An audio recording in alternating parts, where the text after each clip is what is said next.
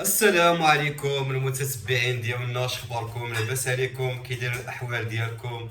نتمنىكم تكونوا على خير وبخير وتكونوا في احسن الاحوال واحسن الظروف ان شاء الله بحول الله. شكرا لكم على التفاعل ديالكم اللي تفاعلتوا معايا في الفيديو ديال البارح. شكرا على التعاليق الزوينه، واخا يعني كانت تعاليق قليله ولكن الحمد لله. كيقال المثل ديالنا قليل مداوم ولا كثير مقطوع. والصراحه الله كانوا تعاليق كلهم زوينين، كلهم في المستوى، كلهم تعاليق راقية. يعني الإنسان من التعليق ديالو كيعبر على الأخلاق ديالو، على التربية ديالو، على العقلية ديالو كيفاش دايرة من داك التعليق اللي كيخلي. شكرا لكم كاملين بدون استثناء، شكرا لكم والف الف الف شكرا لكم. صراحة الله العظيم إلا واحد يخليك خذ راحتك. واحد يعني واحد اش غادي نقول لكم، واحد البليصه اللي كنلقاو فيها واحد المتنفس مع المتتبع. والله العظيم الا كنلقاو واحد البليصه واحد المتنفس مع المتتبع، كنتحاوروا مع المتتبع، كنناقشوا مع الناس كتعطيك الراي ديالها، انت كتعطي رايك والناس عاوتاني كتعطي رايها، وهكا كيكون التبادل بعضياتنا والحمد لله على كل حال. اللهم لك الحمد. اليوم اخوتي العزاز هبطت للمدينه نقضي شي غرض مكلفيني خوتي به، ضروري خصني انا هو اللي نقضيه، انا هو اللي خصني نمشي نقاد الامور وكذا وهادي الى اخره. فعلا داكشي اللي كاين، مشيت دفعت الوريقات اللي خاصهم يتدفعوا. قالوا لي صافي فاش غادي يوجدوا الدوسي ديالكم غادي نعيط لك باش تقاد الامور ديالك. قلت لهم فيها الخير. المهم قديت معاهم المسائل وداك الشيء. فاش خرجت كنت غادي نرجع للدار دابا، نمشي نشوف واحد الناس اصدقاء ديالنا، ويعني وتا وسقت الخبار بان كيسقسيو فيا وكيسولوا فيا. داكشي اللي كان دزت لعندهم شفتهم وجاهم ساكن واحد الزياره كانت زوينه وجاتهم قداش. صراحه الله، وهضرنا على الوالد بزاف ودعينا معاه هاد النهار. شحال د الناس اللي دعات معاه، شحال د الناس اللي هضرت عليه وهضرت على يعني على داكشي اللي كان كيدير مع الناس وهادي. مع دابا لقيت واحد السيد كان كيخدم معانا وكيعرف الوالد مزيان حق المعرفه وهادي الى اخره. المهم بقينا كنهضروا كدا، سولني على خوتي، سولني على المسائل كل شيء. وراكم عارفين دابا المناسبه ديال يوسف ان شاء الله بحول الله ما بقى لها والو. وداك النوبه في الخطوبه كنت شاركت معكم واحد البليغه ديالو، واحد البليغه في الكحل كنت شاركتها معكم وهادي. وقلت لكم راه ودي في العرس راه ضروري خاصو بلغه زوينه، بلغه شي حاجه اللي كتشر، اللي كتحمر الوجه، شي حاجه اللي تكون ممتازه. يعني ما يمكنش ما دخلتليش لدماغي كيفاش بحال دابا مثلا خويا عنده العرس وما غاديش يكون عنده بلغه زوينه، بلغه فاسيه، بلغه زيوانيه، يعني ديال داك المناسبه هذيك. يعني ما دازت ليش.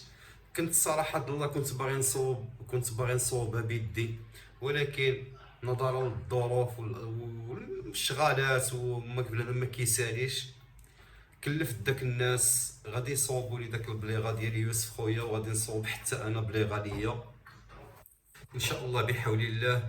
كلفتهم، عطيتهم الارقام ديال البلغه ديال يوسف والرقم ديالي انا وهادي، وقدت معاهم المسائل. نهار الخميس ان شاء الله بحول الله درت معاهم باش غادي نهودو، باش غادي نهبط نجيب داك البليغات. وفاش جيت لهنايا للدار عيطت لخويا يوسف، سولتو قلت لهم درا شنو درتي، شنو كدير، فين هادي، شنو كيداير الامور، كي غادي الامور. قال لي الحمد لله رحنا غاديين كنقادو شويه بشويه. قال لي دابا لقيتيني غادي نتغدى وغادي نهود نشوف شي حويجات وشي مسائل وداك الشيء. قال لي واش مسالي تمشي معايا؟ انايا عندنا واحد الخديمه غادي نبداوها دابا، انا وفاطمه الزهراء راه كتبان هنايا في الزليش، راه كتبان هي كتلبد قبالتي. المهم قال لي تهبط معايا باش نقاد داك المسائل وداك الشيء. قلت له انا راه ما عنديش كيفاش ندير، فعلا مشغول غادي نقادو شي امور. وسولته قلت له شنو غادي تلبس شنو كذا، وراه معروف اللبس ديال العريس كيفاش كيكون نهار ديال العرس ديالو وداك الشيء، يعني ضروري خصو يكون لابس واحد اللبسه عصريه. ولكن اللبسه التقليديه ضروري منها، ما يمكنش عريس وما غيلبسش لبسه تقليديه. داكشي اللي كاين. قال لي غادي نشوف واحد جابادور وغادي نشوف هادي، وقلت له عرفتي اش غادي دير؟ راني دفعت لك البلغه تصوب. مع سولت وقلت له البلغه، قال لي نشوف داك البلغه يعني نقضي بها ولا هادي. قلت له لا، ما تقضيش بداك البلغه. البلغه ديالك ان شاء الله راه غادي دفعتها، راه كتقادت، وراه غادي تكون ان شاء الله بليغه زوينه اللي غادي تعجبك، شي حاجه يعني شي حاجه ممتازه.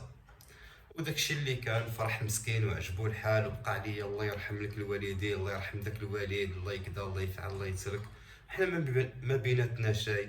هادشي هذا قليل في الحق ديالو، والله الا قليل بالله، يعني ماشي شي حاجه كثيره. بالعكس، ماذا بيا كان يعني جات في شي ظروف زوينه، ولا كان يعني كانت شي ظروف اللي احسن من هذه، كنت درت شي حاجه واحده اخرى اكثر من هذا الشيء هذا. ولكن الحمد لله، اللهم لك الحمد. حتى دابا يعني واقف من قلبي، وكنتمنى يكون داك الشيء يدوز زوين ويفرح هو ويعجبو داك الشيء، وتفرح حتى الوالده، حتى هي يعني هاز لها واحد الهم. كنقول مع حتى دابا حتى هي راه هازه واحد المحنه في عقلها، كيفاش غيكون هاد الشيء، كيفاش غيدوز هاد الشيء، كيفاش غادي يوقع في هاد الشيء، كيفاش. هضرت معاها البارح وهضرنا على هذا الموضوع هذا، وقلت لها يما يعني ما عندك علاش ديري في بالك ولا تبقاي تكثري عليك بزاف ديال المسائل. الانسان يتلقى في يد الله، وراه كل شيء ان شاء الله بحول الله غادي يخرج على خير وبخير، وكل شيء غادي يكمل على خير وبخير، وغادي ان شاء الله يكمل دينه، وغادي يرتاح وما تهزيش الهم لتا شي حاجه. راه كل شيء غيكون على خير وبخير ان شاء الله بحول الله. المهم كنحاولوا نواسيوها، كنحاولوا ندخلوا عليها شويه ديال السرور. الله يسمح لنا بحق الوالدين، الله يسمح لنا بحق الوالدين. والوالده مسكينه راكم عارفين، بحكم ما كتعرفش، ما راه مسكينه على قد حالها، ما كتعرف لا فين تمشي ولا فين تجي ولا شنو دير ولا شنو تهادي. المهم اي حاجه كتستعصى عليها. الا ما كانتش المساعده وكان هكا يعني وليداتها دايرين بها ويرشدوها ويمشيو ويقادوا المسائل. وتحيه لخوتي البنات اللي صراحه الله يعني كيوقفوا مع الوالده ديالي بزاف في اي حاجه، كتلقاهم واقفين معاها. لحقاش الوالده ديالي مسكينه ما غاديش تقدر على هذا الشيء. راكم عارفين الانسان كيكبر والصحه كتقلال، والانسان ما كيبقاش لا غير سيري، ما كيبان حتى حاجه.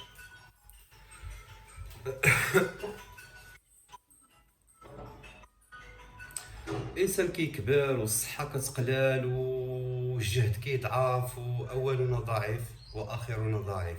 راه الانسان راه ما كيبقاش على جهده، ما كيبقى على جهده الا البحر، ولا جهد الا جهد الله. الوالده مسكينه يعني دابا في امس الحاجه للمساعده من وليداتها. حنايا ما كنبخلوا عليها في حتى شي حاجه، وربي راه شاهد. ولكن اللي بغيت نوضح لكم يعني، هي مثلا كت كتحاول مثلا ت... ت... يعني كيفاش غنقول لكم، يعني مثلا تكا على بناتها. علاش؟ الام شكون اللي كيفهمها اكثر؟ كيفهموها بناتها. هادشي هذا راه طبيعي وعادي في اي اسره مغربيه. كيكون سبحان الله العظيم الاب والام، الولاد كيكونوا عندهم واحد الميول مثلا الاب ديالهم، شي حاجه مثلا باه باغي يقضيها، راه ما يقولهاش مثلا لبنته، غادي يعيط لولده ويقول له اجي قضي لي هاد الصخره، يسخروا الزنقه، يسخروا يجيب شي حاجه هادي. البنت عاوتاني كذلك، الام بغات شي حاجه كتشوف بنتها، شي حاجه تقربها لها في الدار كتشوف بنتها، شي حاجه غادي تصوبها كتشوف بنتها. علاش؟ لحقاش بنتها هي اللي غتساعدها في داك الشيء، هي اللي غتعرف تقاد معاها داك الشيء، هي اللي غادي تقد تقول لها شي حاجه ما تقدرش تقولها لي انا اللي هو ولدها، تقدر تقولها لختي وما تقولها ليش انا. سبحان الله، هكا خلقنا الله. ولهذا يعني كاين واحد الميول للبنات ديالها، وتحيه ليهم، والله يرضي عليهم، والله يسخر فيهم، والله يخلي لهم وليداتهم، يعني حتى هما مرضيين يماهم. اي حاجه احتاجت يما والا كتلقى بناتها مع جنبها. زعما الصراحه الله داك الشيء ما يديروه لهم وليداتهم عاوتاني ان شاء الله بحول الله. راه الدنيا راه دواره، الدنيا راه غير كتسلف وتتكلف هذه، يعني الدنيا راه كدور. هادشي الانسان اللي كيديرو راه غدا من غدا غيديرو معاه وليداتو. يعني هادشي هذا ما فيهش زعما النقاش، هادشي مفروض على اي واحد.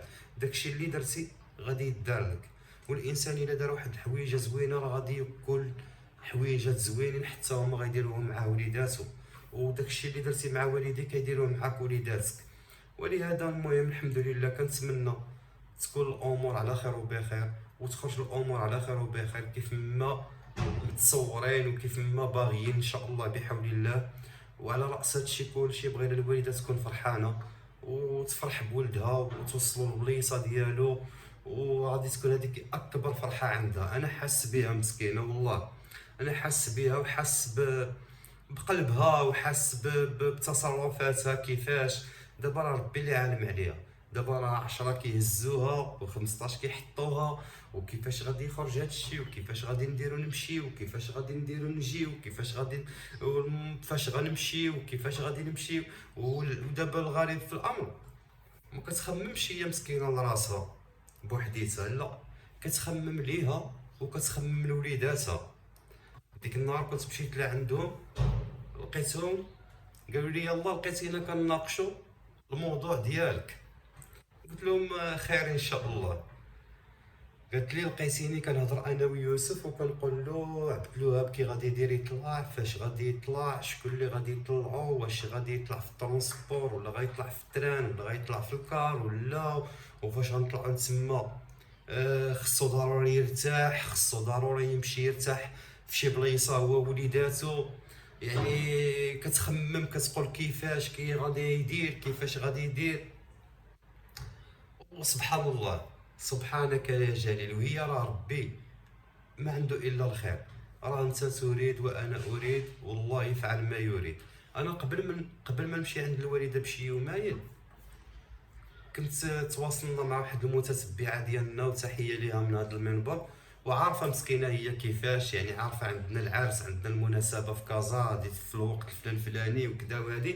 وهضرنا وقالت لنا مسكينه الفاطمه الزهراء مرتي، قالت لها مرحبا بك انت ووليداتك، راه بحال جايه عند اختك اللي ما ولدتها لكش امك. يعني ما تصدربيش الحساب في كازا ولا غادي تقولي غادي نبقى متشرده ولا ما لقاش فين نمشي ولا. قالت لها غادي تجي غادي تدخلي للسكينه وغادي ترتاحي الوقيته اللي احتاجيتيها اللي بغيتيها، كانت شي مساعده شي حاجه اللي بغيتيها حسبيني انا اختك، حسبيني اختك في كازا. اي حاجه صعبت عليك سهلت علينا. قالت لها اي ما تضربيش الحساب لشي حاجه، بغيتي تكري داكشي اللباسي وداك المسائل راكم عارفين ضروري العرس راه خصو الانسان كيبدل اللبس ديالو، كيغير كيقادد، كيبغي يبان في احسن حله، كيبغي يعطي واحد الصوره زوينه، كيبغي يعبر بداك الصوره الزوينه على داك الفرحه ديالو بداك الحدث اللي راه كاين ديك الساعات. يعني هكا حنا المغاربه الحمد لله داكشي اللي كاين. قالت لها يعني اي حاجه احتاجيتي مرحبا، نديك فين تسكري اللبسه ليك ولبنيتاتك وتقادي الامور. قالت لها نديك للحمام. زعما الصراحه الله شكرا ليها من هذا المنبر هذا.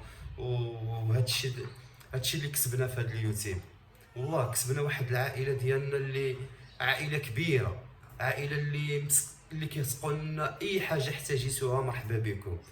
باش تلقى هاد الناس هادو كيبغيوك، هاد المحبه هادي وكيرحبوا بك في قلب دارهم وكيحسبوك واحد منهم وكيمنحوك هاد الثقه هادي وكيعطيوك هاد كيشرفوك هاد الشرف هكا.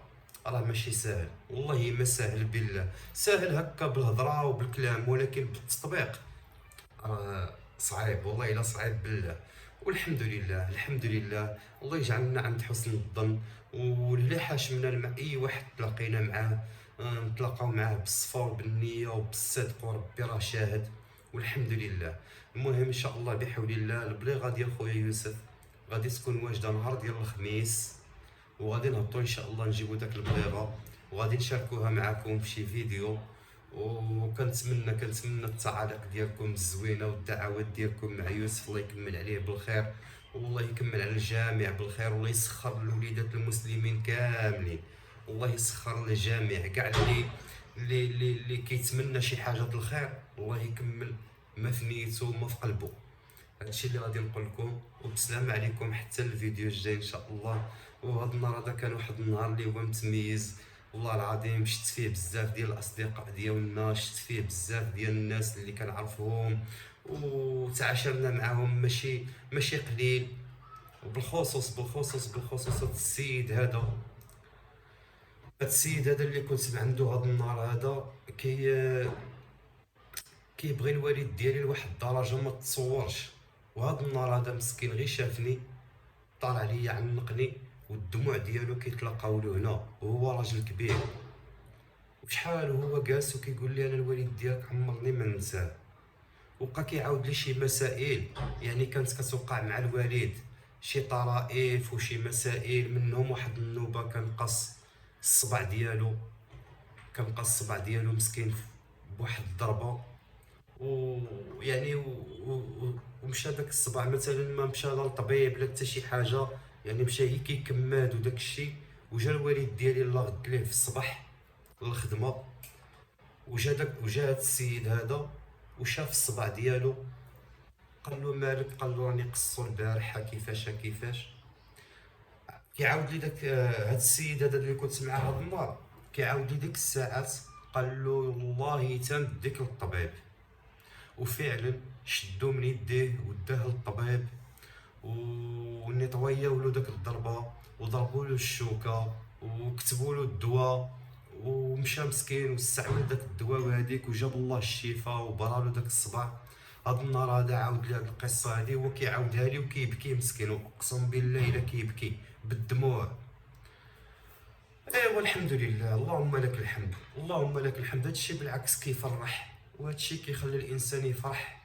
انا فرحان على الوالد ديالي بهاد البصمه اللي خلى، يعني باش يشهدوا لك غير 10 الناس في الدنيا بان كنتي واحد الانسان طيب، واحد الانسان ما كتعداش على خلق الله كاع كيف ما كان النوع ديالو.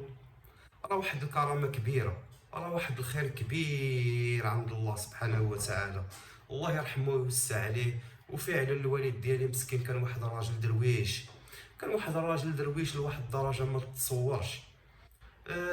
ما عندوش مسكين هكا مع المشاكل، ولا عنده مع الصداع، ولا عنده مع شي حاجه اللي هكا توصل الانسان لشي مشكله، ولا هكا شي حاجه تخلق شي مشكل، ما كيحملش هاد الشيء نهائيا.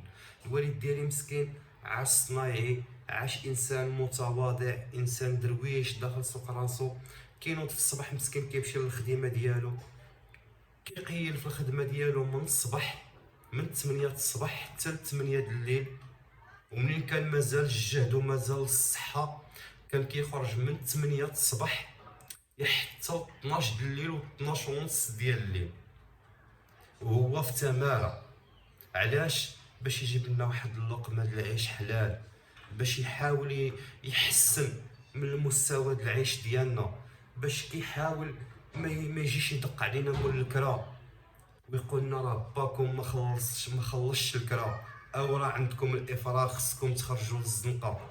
هادشي كله الوالد ديالي مسكين كان كيديرو، وكان كان كيفني الصحه ديالو من اجلنا حنا باش ما نتكرفصوش وما نخرجوش للشارع ما نتبعوش شي حاجه اللي ما كيقبلهاش الله سبحانه وتعالى، وما كيقبلهاش الشارع، وما كيقبلهاش الشعب المغربي.